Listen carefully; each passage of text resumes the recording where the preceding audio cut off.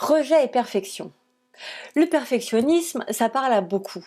D'ailleurs, pour tourner cette vidéo, j'ai travaillé un petit peu la lumière, le décor, vous voyez, j'ai un nouveau fond qui est plutôt sympa. Enfin, il n'y a rien qui traîne, rien n'est laissé au hasard. J'ai bien branché mon micro, enfin j'espère, et je suis dans cette perfection.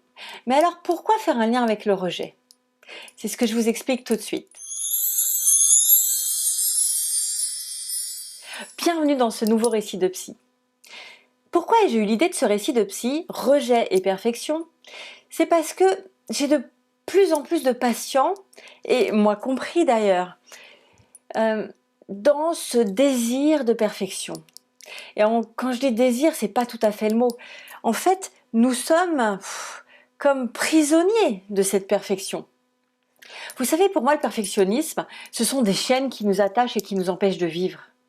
Ce sont des chaînes qui nous empêchent de faire vivre notre enfant libre qui est à l'intérieur de nous.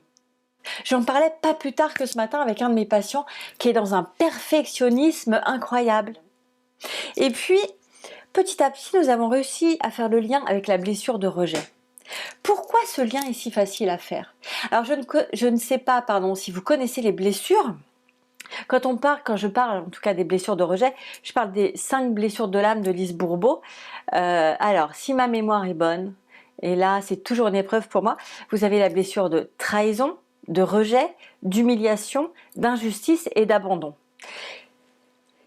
Rejet et perfection. Je fais le lien assez facilement parce que, en général, quand on est perfectionniste, c'est parce qu'on n'a pas envie d'être rejeté. On fait tout bien pour que l'autre nous garde près de lui. Je le vois de plus en plus à travers les burn-out. Les personnes qui viennent à mon cabinet et qui sont en burn-out, en fait, ont systématiquement ce besoin de perfection, et quand même, quand on va creuser un peu, il y a une blessure de rejet qui se cache derrière. Travaillez bien pour être apprécié et non rejeté. C'est hyper important pour eux. Donc, le travail qu'il y a à faire ici, c'est pas tant un travail sur essayer d'être moins perfectionniste, etc.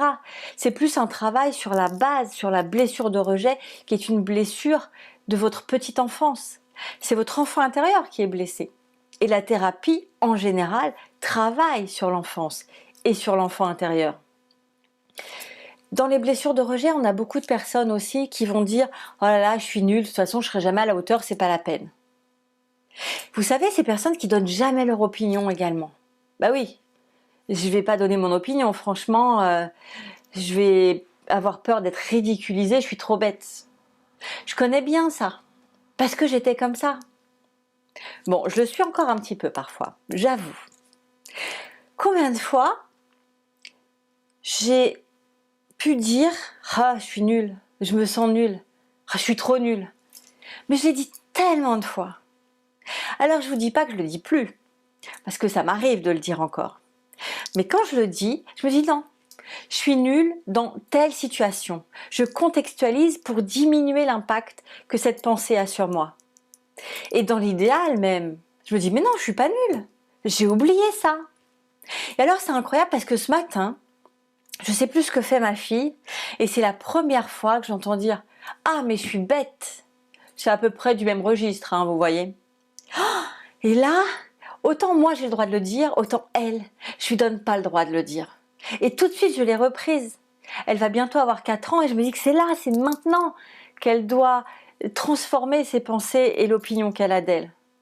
Et pourquoi elle le dit? Elle le dit parce qu'elle m'a entendu le dire. Donc, je vais continuer à travailler sur ma blessure, et en tout cas, si vous êtes plutôt du genre perfectionniste et que très souvent vous vous dites que vous êtes nul ou vous n'êtes pas à la hauteur, allez voir du côté de cette blessure de rejet, vous allez certainement y trouver des réponses. Et puis si vous voulez des références, n'hésitez pas dans les commentaires à me les demander, je vous les donnerai.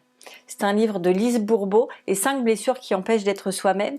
Et très souvent, je dis à mes patients, lisez ce livre, vous gagnez 1 an de thérapie. Donc vous faites des économies aussi, mais ça ne suffit pas. Ça permet de vous voir sous un nouvel angle en fait, tout simplement. Et puis ensuite, ça nous aide à travailler un peu plus vite. En tout cas, si cette vidéo vous a plu, n'hésitez pas à liker, à commenter, à me poser des questions, j'y répondrai avec grand plaisir et puis surtout, partagez-la. Je vous dis à très très vite pour un nouveau récit de psy et puis en attendant, n'oubliez pas, osez être, vivez pleinement et brillez de bonheur. À très vite!